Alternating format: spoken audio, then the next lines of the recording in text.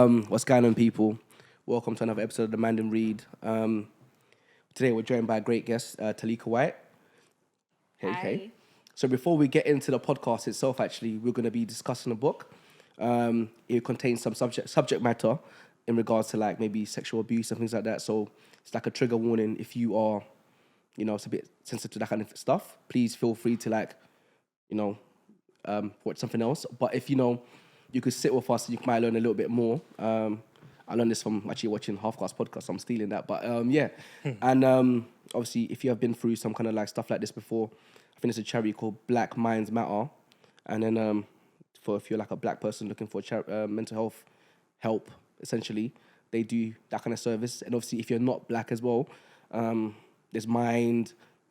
Obviously, all these charities are for everybody, to be fair. And you can also speak to a GP as well. They can try to recommend some therapy sessions. So, I just want to say that before we start this episode. So, And just to start off, you can find us on the Mandem Read, our Instagram, YouTube. Anything else you want to add? We're on Instagram, YouTube, Twitter. No, not on Twitter. That's a lie. But we're there about. So, let's get into the intro right now. So, as Blessing said, we've got a guest today. It's called, her name's Taleka White. She wrote the book Naked, which we're going to discuss today. So can you give us a little background about yourself, like where you're from? And that's a bit broad. Let's start from the beginning, Taleka. Yeah. All right. So when you were a baby and you were... So whereabouts are you from? Yeah. Tell us about from London. Okay. Yeah. Culturally, Trinidad and Tobago and Jamaica. Okay. I'm 33. Cool. So whereabouts in London are you from? South London. Always in the South London, girl. Big up my South people, then. No, so I moved back to South London, I think just before the pandemic. So I was in West London for a while. Okay. We live in the high life there still. I was. Okay. So that's where you grew up and roamed around? I moved over to West London when I was about 23. Okay. Yeah. I prefer it over that side. Why'd you prefer it? Peace. What, peace? What, you don't get peace in South London? No. Yeah? No. I just feel like somebody always want to start some drama. Okay, yeah. I'm not from South yet, so I'm here for that. The slander. I'm here for it. No slander today. I'm gonna lose followers because of that. No slander today. So yeah, we've got the book Naked. Before we get into the book, do you want to give like a brief synopsis? What is the book about? So the book is about sexual abuse, and it is to build awareness for mental health for survivors of sexual abuse, and the families, I think, is like the key factor, how they can support survivors of sexual abuse. Okay. So this book is based on your experience. It is. So I'm reading this book and I have a question. Like, did this book influence you to become a writer, or did you already aspire to be a writer, an author beforehand, or did this book, was this a story that had to be told? It was a story that had to be told, okay. 100%. Yeah. My life is a bit of a roller coaster, and to be fair, I think it only does justice if I put it in a book. I like the book because it's very descriptive. It kind of, as I've said many times on this pod, I wasn't a regular reader before this pod. Yeah. And it's one of the reasons why I joined, because, I get to be involved in reading more. So to my delight, I was kind of happy to see like a thin book. So I'm not going to lie. So picked it up. And from the first page, we greeted with a nice picture of Taleka here. Can I see, please? About the author, yeah? You looking wonderful there, yeah? Looking wonderful, yeah? Hair did. You look serious there, though. Do I?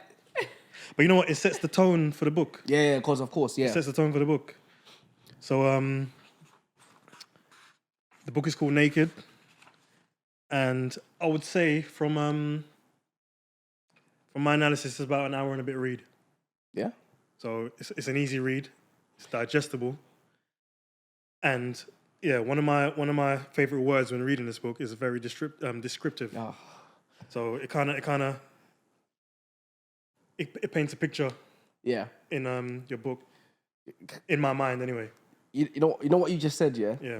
I think kind of like the opposite in regards to what you think about the book. Yeah. Like when you say you like it because it's descriptive, for me, I was like, oh man, that's hard to read. You know what I'm saying? You know what I Yeah. mean? Obviously, I get it's descriptive. You get the whole picture. And I think the picture was painted so well, and it's such a it's a very deep subject. So obviously, when I read, I'm like, Yeah. I had to take a bit of a I'd breather. have to agree. I wouldn't say that it's an easy read. Oh, you wouldn't say? No, I don't think it's for the It's faint-hearted. not. Yeah, you're right. Because I was like, ooh, in an ahhing Yeah. while I was reading it. You know what? You use real language. Yeah. That's what I like about it. It's very relatable. Yeah, I try to Yeah. relate to the audience, Yeah. and I think that what happens is sometimes you pick up a book and you're like, okay, I can pick out little bits that relate to me, but I wrote that how I speak Yeah. and how I think. And us being Londoners, like it just flowed. Yeah. So, can you give like a brief description of the experience Yeah, this sure. book is based around? So it's about sexual abuse that I went through at the age of 12 from a family member, and the aftermath and what happens next. Obviously the book talks about the abuse, but for many people who are survivors of abuse, it doesn't stop there. Yeah. Obviously, when I was reading the book, I think one thing we forgot to like mention, of course, is you can get the book on Amazon. Oh yeah, let's plug that. Where else is it available for people to want to get the book? It's available pretty much on all online platforms. So Olympia Publisher is selling it, WH Smith's, Waterstones, it's there for the grabs. And for those that like Audible, will it be available on there? It's coming. So I have Okay. spoken to my publishers and they've said that they're definitely considering doing it. Okay. And briefly, just for the audience, is this your first book, and do you have other books coming out in the works? It's the first book. It's the second time I've been published. And there are definitely more waiting to come out. Can I ask, what's the first time you've been published? What was that? It's poetry. Is it? Yeah. Is it one poem or more than one? No, it's just one poem. I think I was about 13 maybe. Yeah. Oh, right. I was published at 13 doing poetry. You like People. I'm for a lot of blah. Taleka's very talented. She's cultured. She travels. She's a very talented lady.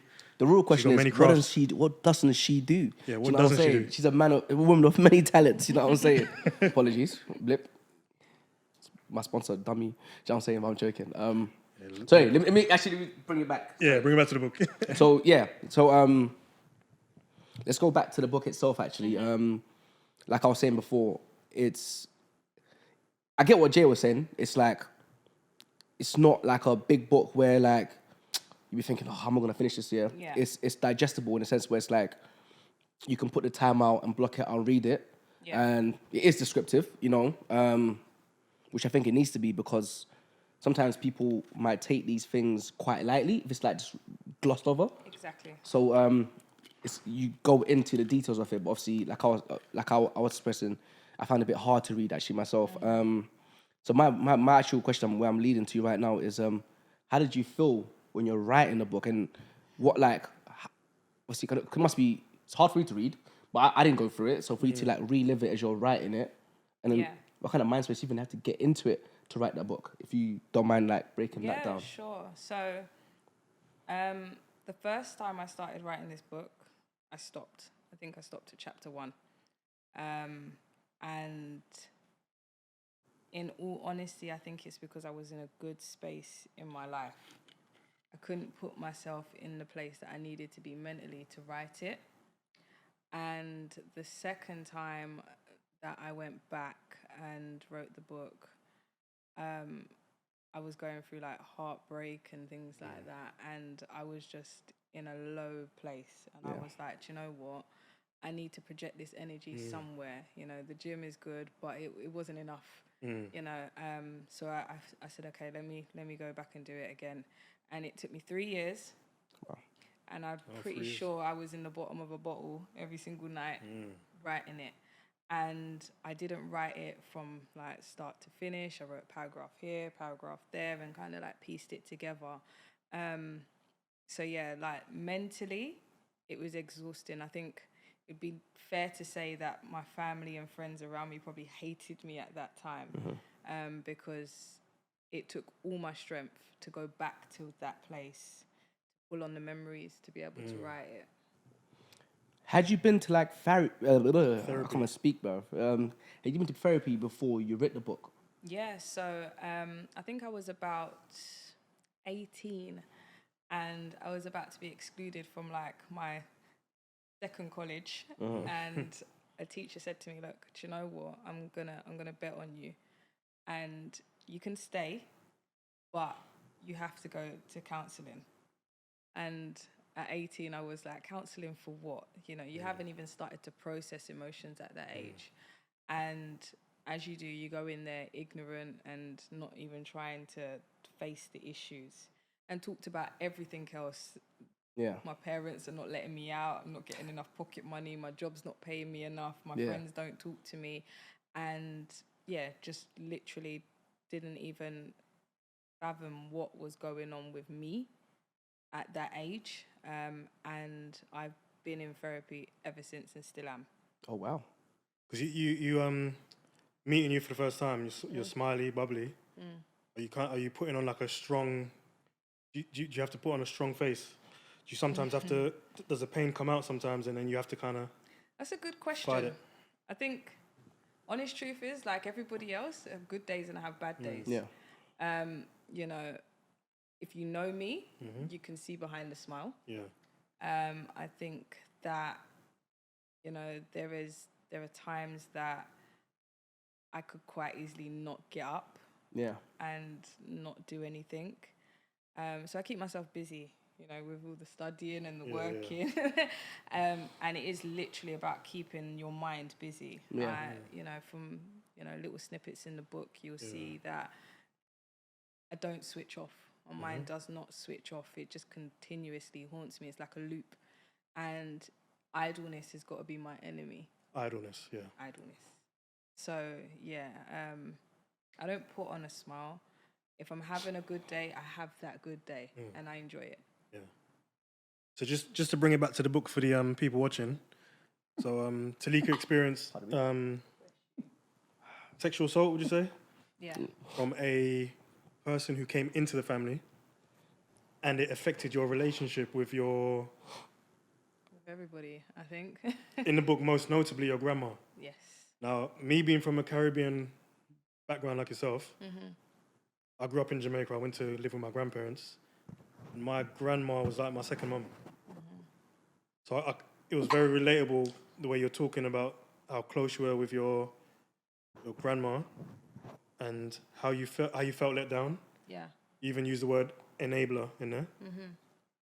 So, and rest in peace, your grandma, because she passed away now, right? So, just for clarification, my nan Yeah. has passed away, which is my mum's mum. Yeah. My grandma is my dad's mum. Grandma. So is it obviously is it Nana and Grandma same thing, isn't it? Yeah. But what you call them is different, What you innit? refer to them as different. Yeah. They're exactly the Sorry, same English is thing, not my first but, language. You know what I'm saying? I'm a bit. My nan is my second mum. Was that from your mum's side, yeah? Yeah, and she has passed away. My grandma is my dad's mum and still living. And later chapters in the book, it talks about you kind of rebuilding your relationship with your grandma, kind of thing. You've seen her,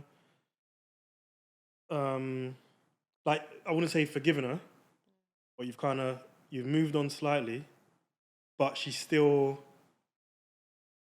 Was she still upset with you for exposing anything or talking out? Because that was one of the things that you couldn't do is like say something. Yeah. So as long as I was quiet, she was happy. Is the easiest way to put that.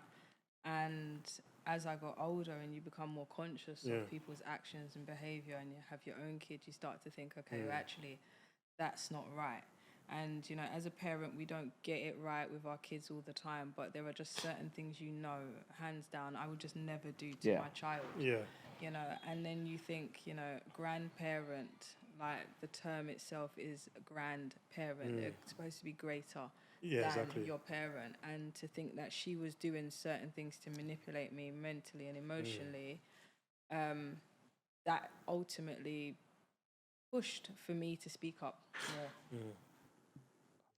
more. I'll try to touch on something that which is what we're speaking on anyway. That's one thing in the book when I was reading about that, you know, like the relationship you had with your grandma before it happened, then after it happened. Yeah. And then obviously, do you think, you know what? I think usually when we think about pedophiles and that, we think of like nerdy white men and things like that, yeah? Or crusty old men and taking advantage of vulnerable kids. And, actually, usually they say it happens within your family. Yeah. Like, sometimes it's like a dirty uncle or something like that.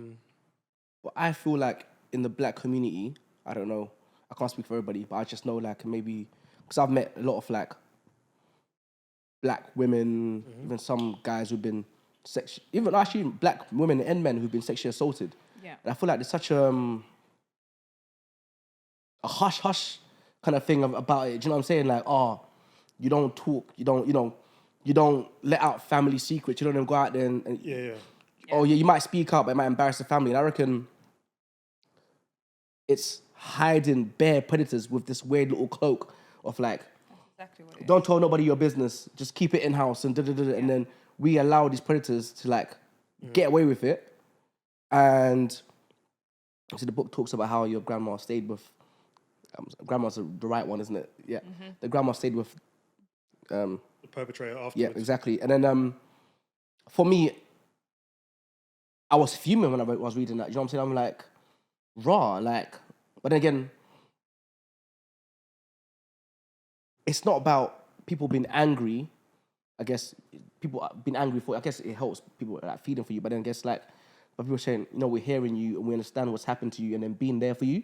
And I feel like, as someone you looked up to so much, as the book describes, that was really painful to read, how your relationship broke apart.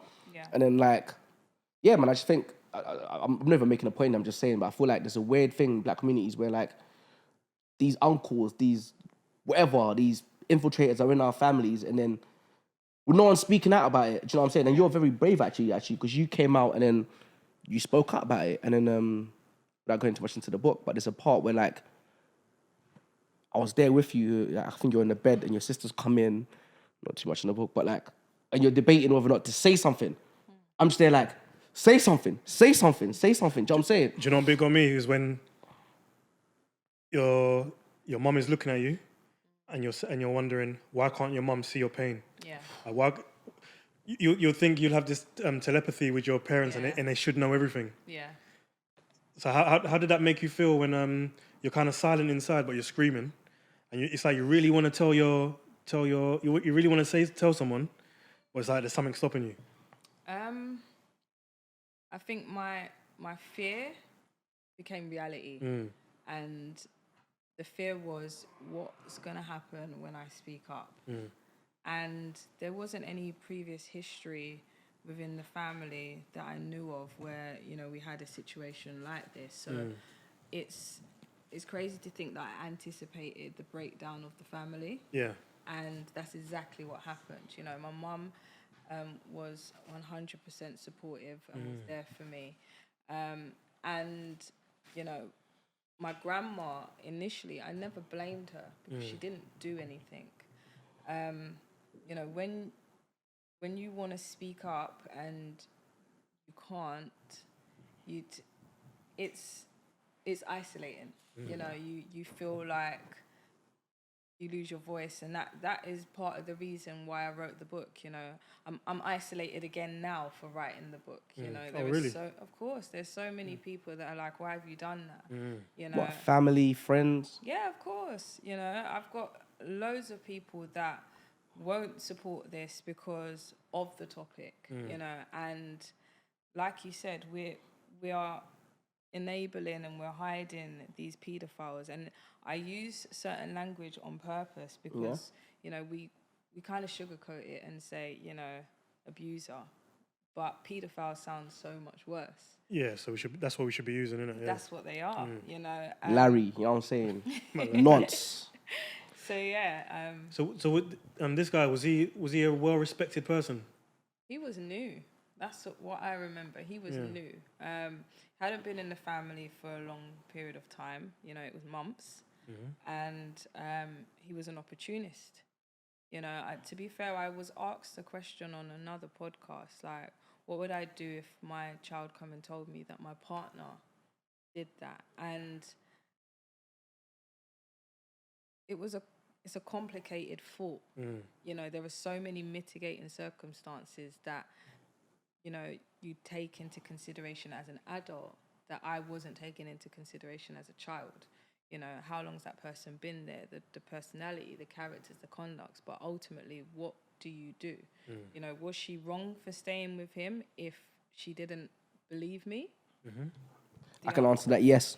Because you know what? How do I put this? It's going to sound nuts, yeah? Yes, kids might, I don't know, say stuff. But, like, a kid is vulnerable. If a kid's saying something like that, which is quite serious, because, you know, kids are quite innocent. Let's just say a kid lies once in a blue moon, yeah? We should always be inclined to take their side because, you know, they're the vulnerable ones in the situation. They can't speak for themselves. They can't fight for themselves. For example, if someone was touching a child and the child said, I'm touching them, what are they going to say? I've always been told that, you know, kids tell the truth kind of thing. Yeah, that's what I'm saying, yeah. Yeah, the part that was hard for me reading the book, the bit that I say was descriptive as well, is like, you know, when you're describing yourself being a young 12-year-old, because it kind of makes, I'm kind of painting a picture, and then at the same time I'm thinking, what is possessing this guy, like what is attracting this guy to such a young, a child? Yeah. And you describe yourself as being like wiry, your clothes hanging off your shoulders, just like slim hair, doo-doo plaits is what you said in there as well. So one has to think like, what's going through this guy's mind? Yeah. Like, is it a sickness? Is it a mental health issue kind of thing? They say it is. Yeah. I'm not going to excuse, you know what it is? You can't say it's a mental health issue because someone suffering from depression, whatever kind of mental health they're going through, bipolar, you can't just class them in the same, what's it called, category of these disgusting, dirty people. I'm saying, think about it, yeah? They're abusers, bro. There's no, like, it's not mental health. It's abuse, yeah?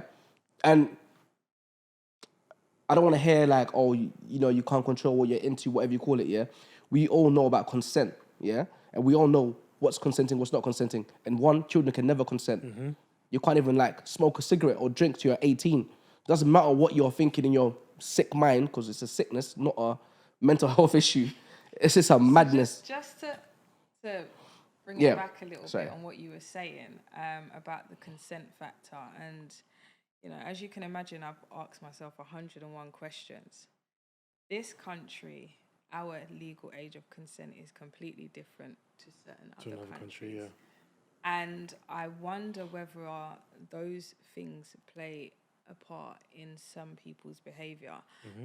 And I say this because I recently went on holiday and was by the pool area, and there was this little girl laying on the bench, and she was completely naked. She'd fallen asleep, and her mum was laying next to her. The only people that seemed to have an issue with it was my family. And we were trying to cover this child up and wake the parent up. Are we a country that sexualizes children?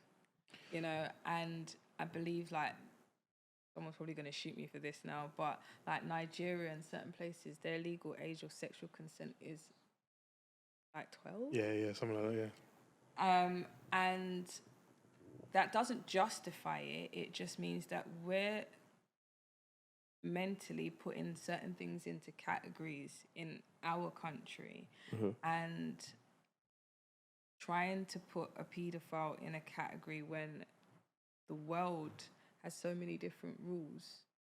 So some parts of the world haven't even caught up with what we're doing. There you go. They haven't even caught up. And, you know, I brought reference to the fact that I was a young 12 because 12-year-olds of today don't look how I used to look at 12. Do you know what I mean? Yeah. And in the book. Because of that, is the attraction there because people, not children, people are being sexualized? Well, I mean, that's a very good question and put in the air. I just think to myself, obviously, our age of consent is 16. I think Nigeria's. I don't know what Nigeria is. It's 12 or whatever. But I'm 31 myself, so for example, me even talking to an 18-year-old, I know that's nuts. I know that's legal, but that's a child to me. Now, I don't know how old the geezer was in the book, but I'm guessing maybe early 50s, late 50s. 'Cause you said your grandma was a young grandma, right? Yeah. Yeah. So I'll say maybe 50s, 40s. To be fair, 50s, 40s, something like that, yeah. And I can't speak about Nigeria or whatever was going on over there. And I can't speak about different countries or whatever. Maybe I might be, I'm not saying I'm in a privileged situation, but as adults, I think you should know. I know it's not, I can't say just because you might grow up in a country where the age of consent is 12 or whatever. I'm pretty sure it's not common in that kind of country where big men sleep with 12-year-olds. I'm sure it's not common. It's a bad law. Actually, essentially, it's incorrect. I think it's more common for younger females to be sleeping with older men, period. Oh, 100%, Yeah, yeah. definitely. And, when I think back to my teens, it was flattering to have an older man be interested. I'm sitting there and I'm 14 and I've got the college guy interested and it's flattering, but you don't actually realize how tapped it is. Yeah. You know what? As you say that, if you watch Hollywood movies, these high school movies where you got the high school girl, and she's dating the college guy. It's all the signs are all there. It's it's been throughout media. Yeah, they're making it the norm. Yeah. And when you think about in the media, especially celebrities and a lot of the sexual abuse that's coming forward, are we coming from a time where that generation actually felt like it was acceptable to behave like that? And that's not me justifying the behavior. It's trying to understand where, we're coming from, especially the black culture, where I don't think I know a family that hasn't got a victim or a survivor in it. And it's okay, where did that come from? Because if we're not putting it in the umbrella term of mental health, what is it? Was it an enabled behavior that was actually deemed acceptable? And, we're not going to say that it's black people because we can Elvis Presley. Across the whole spectrum. It's across everybody. But what I would say is that in the black community, it's a taboo subject. 100%. And like you said in the book, a very good quote that I've heard myself, children should be seen and not heard. So that already is telling you that there's certain things that kids can't say out without getting a beating or something like that. So the perpetrator probably took advantage of that. Yeah. Knowing that you're not going to speak out without feeling shame and not being believed straight away. Yeah. Yeah. Did you sense that at the time? Did you sense that? Did you feel that that was the way it was? I've always had really liberal parents. I can speak to them about everything. And I've always been an outspoken child, taking those beatings, but speaking anyway. But I had the fear of God in me. I can feel the feeling when I speak about it. Why? I don't know. The fact that he actually thought that I wouldn't speak out is surprising to me as well, because I wasn't the quietest child in the room, But that's why I tried to understand it. I would love to be able to sit down and have a conversation with him. Yeah. So as an adult now, have you forgiven him? No way. Because I've seen a lot of shows where you got a murderer and who murders a child, and the parents of the child, they come and sit down with the murderer and they forgive the murderer. Me, I've never understood the forgiveness part. They're bigger people than I am. Yeah, so you've never kind of forgiven. I think, as I said in the beginning, the act is something that happens maybe momentarily. It could be one act. If it stopped there, then there potentially could be room for forgiveness. But how do you forgive somebody or forgive something that you yourself can't heal from? And, you know, that closure term that we use for all types of relationships, you don't get. I can't sit there and say that I've healed from it. You know, I compartmentalize it and I move forward, but have I healed from it? No. It affects me every single day in my actions, the way I think and what I do, not sleeping, whatever it is, it affects me. So can I forgive him? No. Will I forgive him? No, because I don't feel like he deserves an easy route out. And if I can't get him by the book, I'll get him by my book. Yeah, done though. So one more. So in saying that, you know how they say, hurt people hurt people. So not to say that you went on to do the same thing, but how did it shape you growing up? How was your how were your teenage years, your young adult years, and so to put it in simple terms, I was kicked out of 2 schools, 1 college, arrested a few times. Violence was the default setting. It was, you know, nobody is going to get close enough to hurt me again.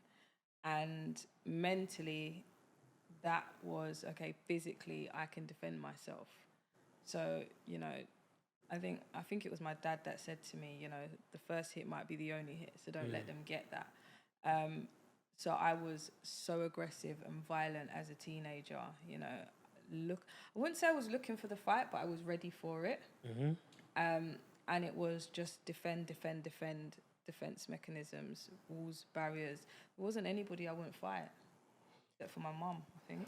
But that's another thing that, you know, like the book talks about how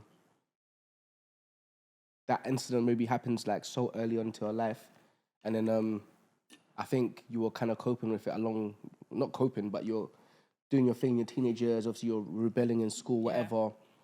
I think there's a point in the book where you say you're a bit grown up, and then it just came back to you. I think when you kind of rekindled with your grandma, maybe. I'm not sure if I might be getting timelines wrong right now, but it's like I said, you can't forgive because that's the time when stays with you for the rest of your life, and all this closure, I can let it go. I don't think that should ever be allowed. These people should never be allowed to walk free and think, oh yeah, it's happened to me, and you know I've been forgiven. No, you can never like make up for that, because obviously he stole so much of like your youth and your teenage years. Even now, probably still stealing some of your things. Like you said, it affects you every single day. Sometimes you might want to get up and whatnot. Now, for the simple fact you have to write this book, that is him stealing time. Yeah. It took you 3 years. You're drinking. He stole so much. You know, I think there's a paragraph in the book where, you know, I mentioned the thought of who I would have been had this not have happened. And because of that, I live in that past. You know, it's hard to push forward to the present and the future. You know, I sit there and I think I don't really take accountability for my actions, you know, until I started to, you know, really dig deeper. But initially I wasn't taking it. Everything was because of this. You know, this happened to me, and because this happened to me, I'm like this. And that's true, but you can't separate them. Yeah. Because you can't separate them, you know, it's paramount years. It's the years where it's really, really crucial. You know, you're going through puberty and emotions, hormones. You know, you're building your own future, but learning to be independent. It's time to get a job. It's time to study, education, all the things that you should be grabbing. I was out there literally hitting the self-destruct button. Yeah, I could. That's which is crazy. I think at the start of this spoke about how like you're very busy as a person. You like to keep your mind on various things, and I was wondering, like, you know, when you go on holiday, are you the type of person who can sit on a beach chair and just relax, or that not your thing?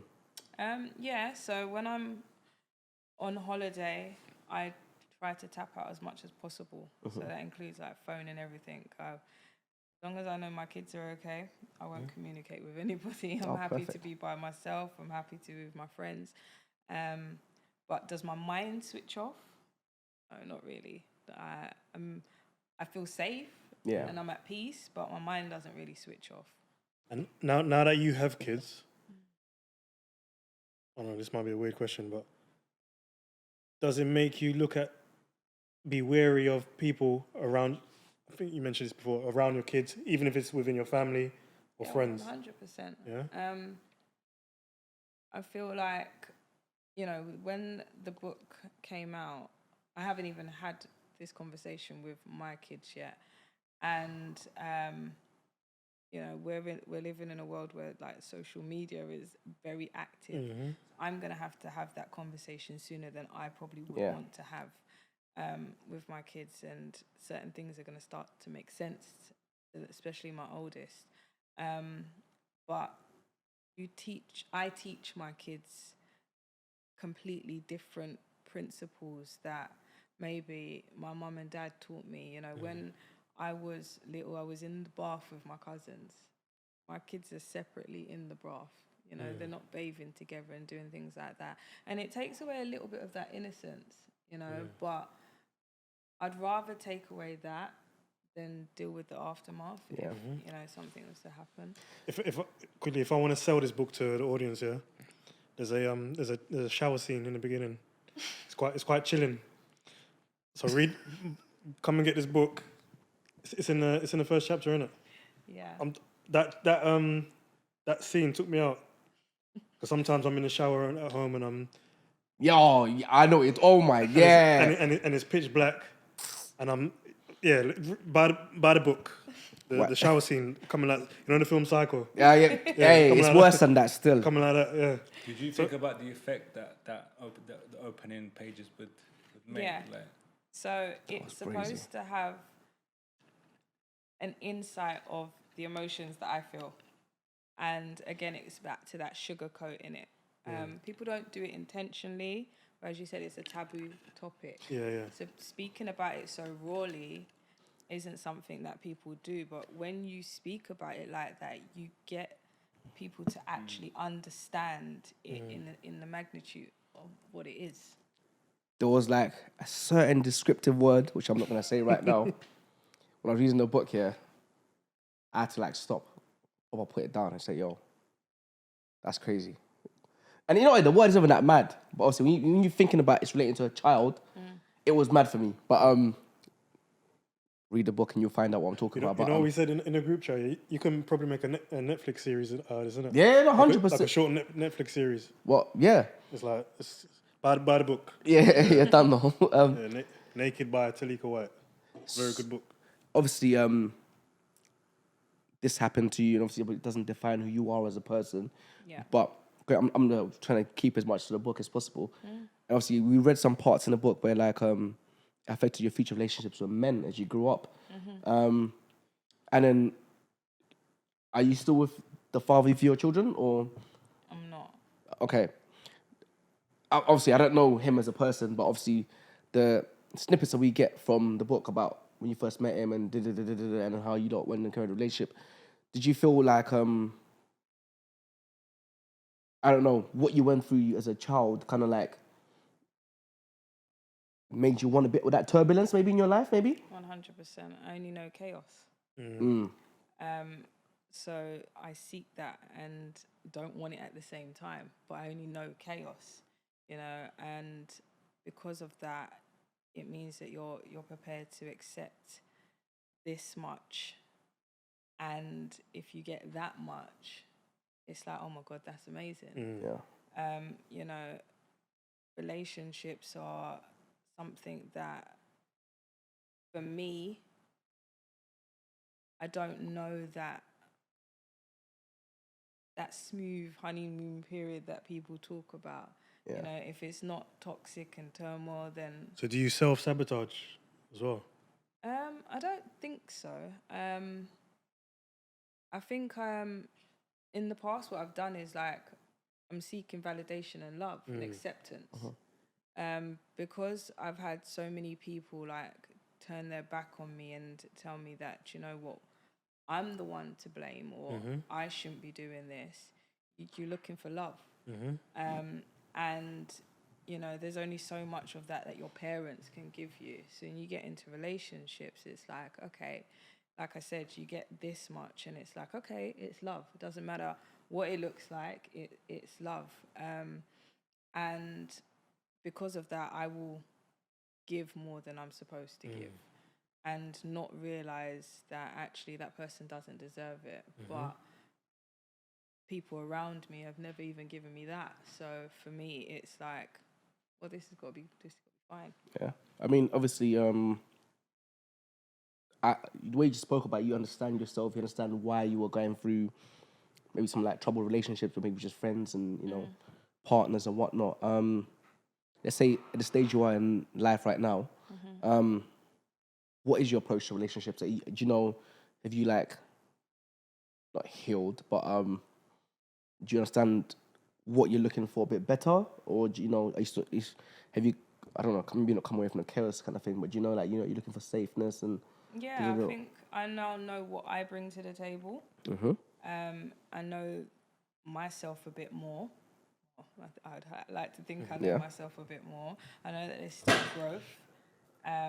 And I think it's learning to be like, okay, do you know what, actually this isn't for me, and being okay with that. Yeah.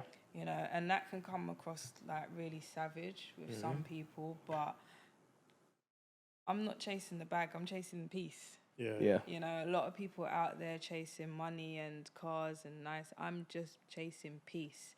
And as soon as you disrupt that peace, I'm out. So speaking to you off camera, you know, we found out you got many talents and you love to travel. Is that part of you chasing peace? Like, 100%. do you find peace? Does traveling bring you peace? Because it brings me peace. I love traveling. Yeah, 100%. I think, like I said to you off camera, I haven't yet created that world that I'm not trying to run away from. So when I leave town or I go away, I'm escaping my reality. And as long as I can get that respite, it tops me up so that I can continue fighting. And what is peace like at 100%? Because you're not at 100. Are you 100% peace yet? I don't think anybody. Yeah, I was about to say, can we ever be 100% at peace? Because we can always imagine, and I'm probably not 100%. You're probably not 100%. But if you were to imagine what 100% peace is for you, what would your ideal? I think peace be? Learning to control the craving of desiring more. And I think most human beings, they desire more. The next thing. You know, you can get the nicest car, the biggest house, and you still want something else. And that chase is what disrupts your peace. So if I can learn to control that craving, then, you know, for me, ultimately, I'm going to have some peace. When I think about my life as a big picture now, is there anything that is like really bad that's going on? The answer is no. You know, but that wanting more will make you feel like, actually, I'm not doing enough. You know, and it's one of the reasons why I don't like being in London. Really? Yeah, London has a way of making you feel like you're inadequate. Is it because like the hustle and bustle, they're always kind of having to show out? You could make $3,000 a month living in London and still feel inadequate.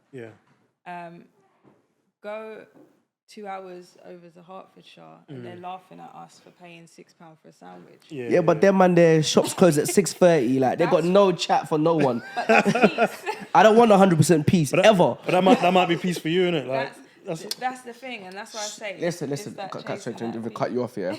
You be out there, yeah, and your bus finishes at 7:30. That's the madness I get. Every hour. Getting stranded. That's not peace. You're stressed now. No, because I could drive. Well, no, okay. The thing is, like I said, it's literally, you know, can it wait?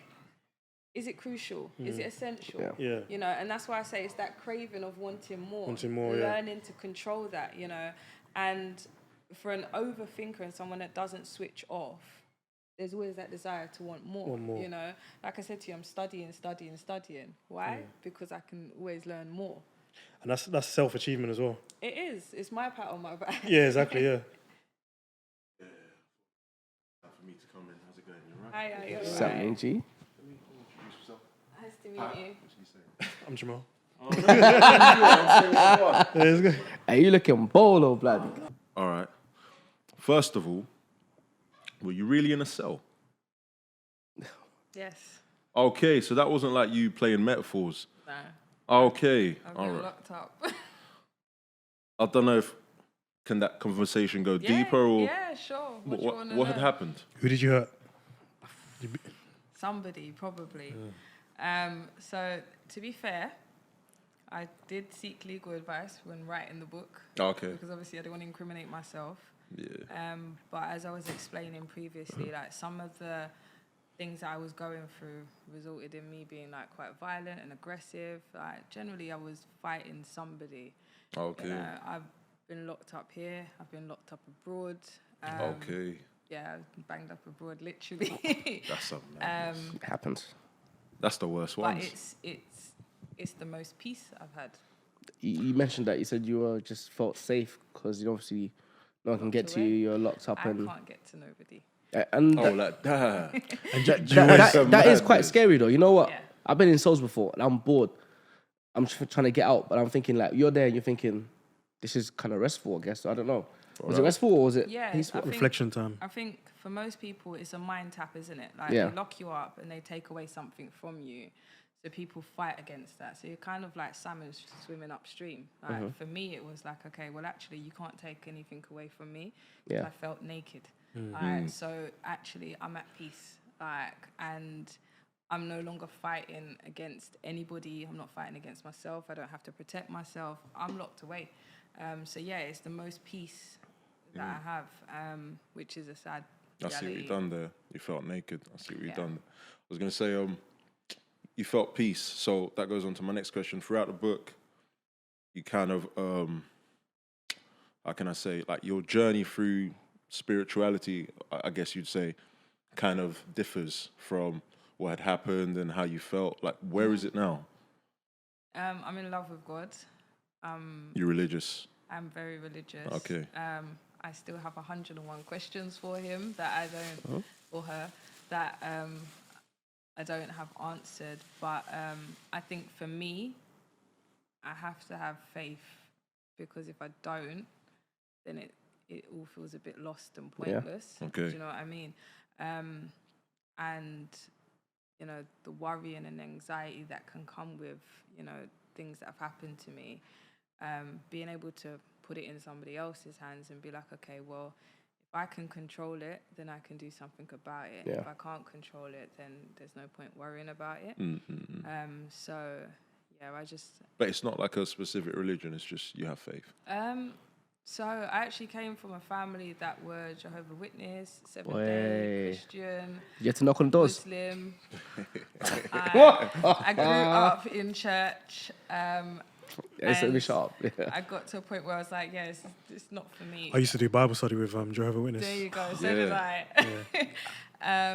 So yeah, it's for me. It's there's a God. Yeah.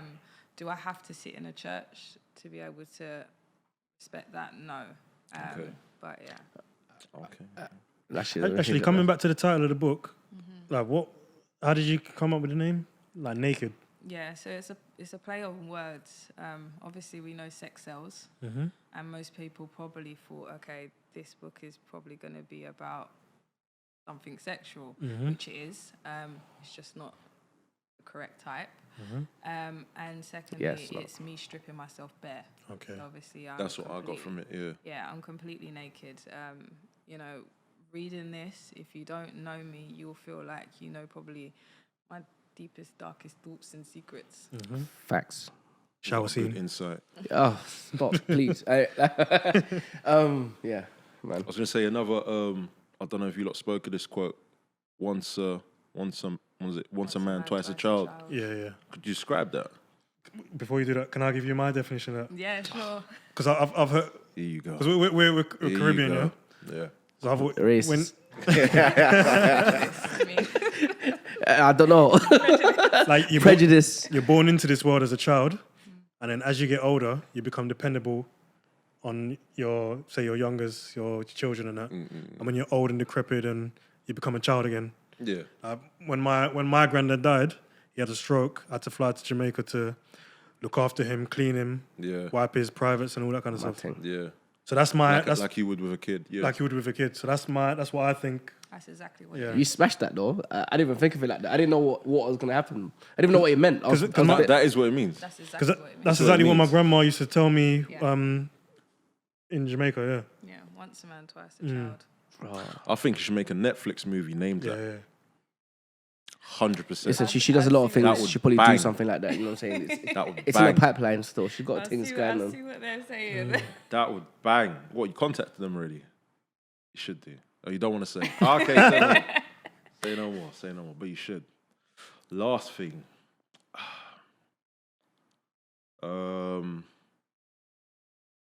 Oh yeah, you had a quote here talking about soulmates, which I agree with as well, because I've always seen soulmates as like someone romantic. But you say here, I believe that soulmates exist, but not always romantic. Sometimes you meet that person in your life that you connect with, that perfect connection, interaction that is perfectly in sync, a bond that cannot be broken, which is just another person that could be like a spiritual connection. And I fully, like, that was a new insight to me, to be honest. Yeah. I never thought about it like that. Yeah. And did you think that you only came across that in that moment? I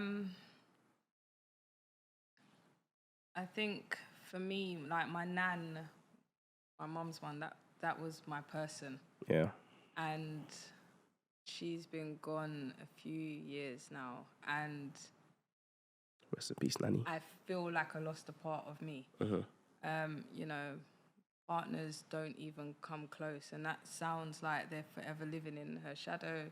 But somebody that can completely understand you without words, you know, somebody that is just connected. That soulmate is I think we put romantic category Yeah, on it as 100%. people. But actually it's your person. Who is your person, you know?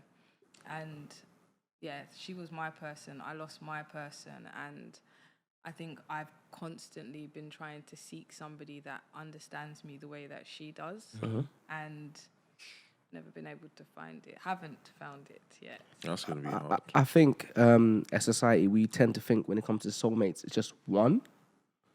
Yes, that's true. Do you think it's just one, or do you think it's more than one?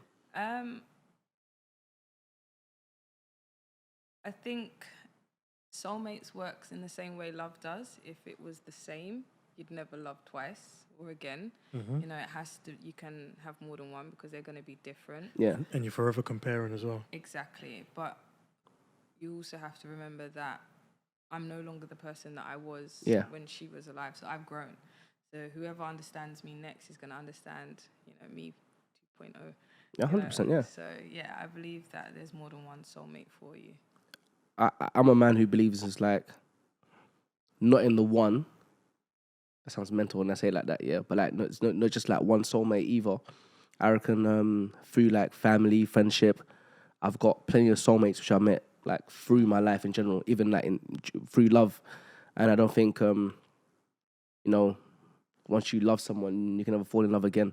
You can fall in love with someone, not even because of the romantic version, but I think like love has so many like chapters to it. So I believe, you know, I think in that sense it's like soulmates and lovers or falling in love. I think we as humans have got capabilities to live and feel that feeling, even if it's different every single time. We can still keep going. So yeah, that's just pretty much it. So I respect it when you say like soulmates aren't just romantic, because there's some friends I can't live without.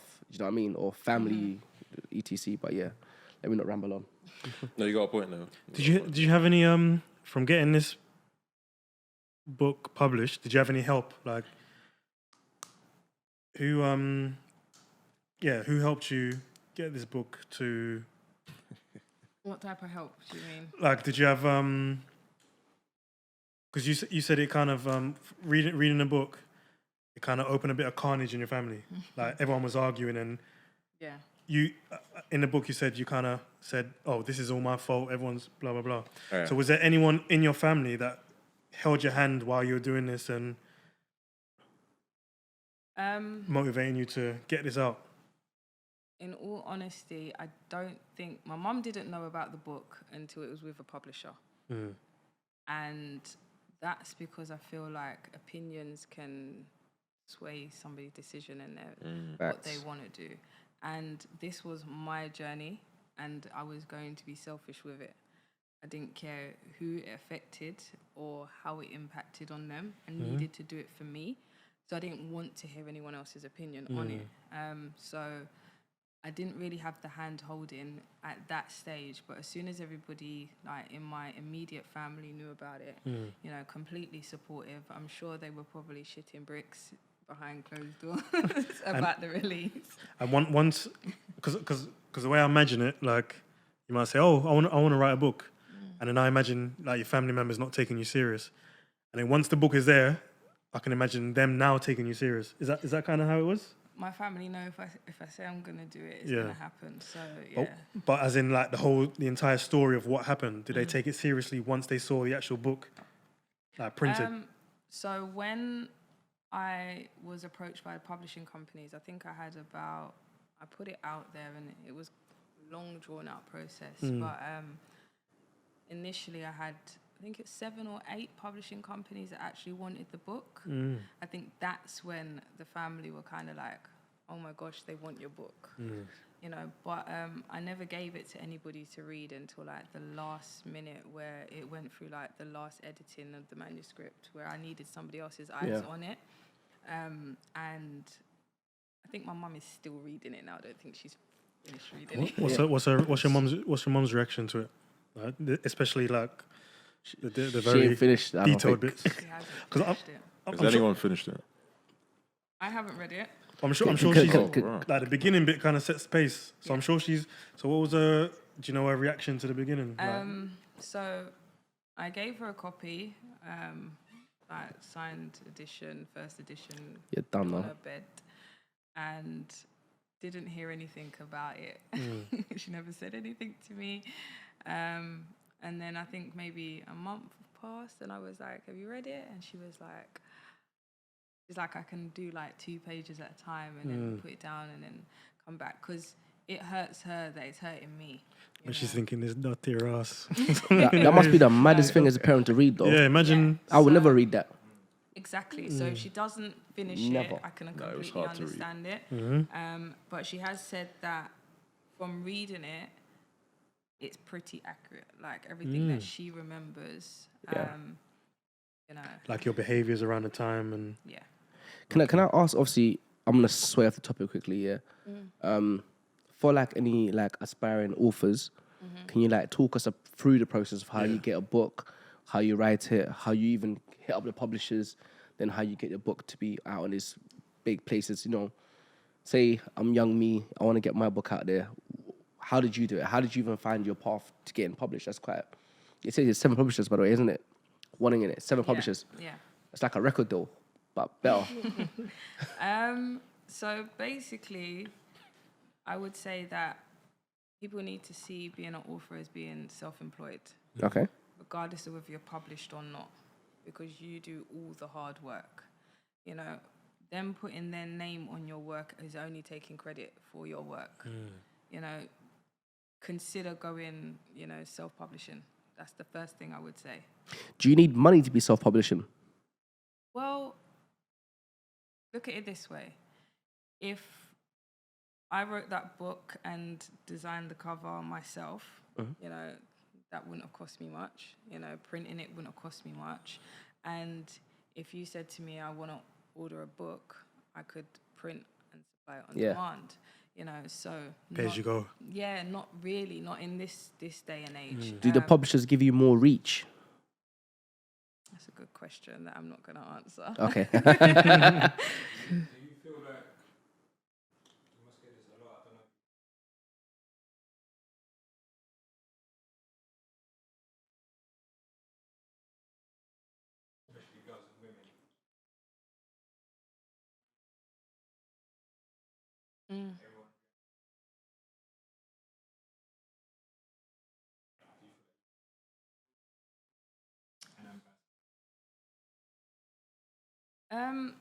I'd like to think that people will talk to me. I want people to talk to me. I've been saying this for ages. Talk to me.